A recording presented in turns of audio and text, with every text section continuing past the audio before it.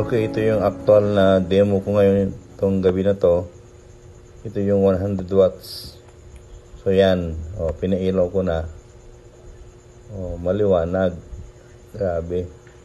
100 watts pa lang yan. So napakaliwanag. Pag pinatay mo itong solar light, ayan, yung talagang ilaw namin sa bahay, ganyan, liwanag, maliwanag na yan.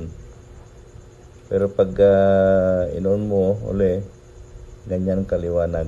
So pag pinatay mo yung ilaw, so ito pa lang sa baba, what if kung lalagay natin sa poste sa itaas, so maliwanag na maliwanag. Ayan, pinatay yung ilaw.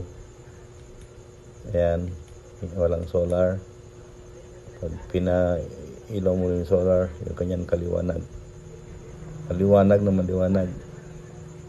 So, subukan natin sa labas.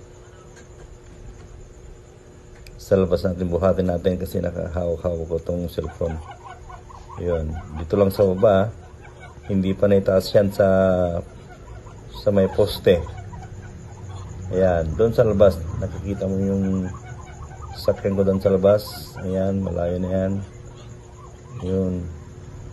Pag nilagay natin sa poste, may tubo, ayan, maliwanag na maliwanag. So, ayan, mga ka-solar. Ito yung solar light natin. Okay.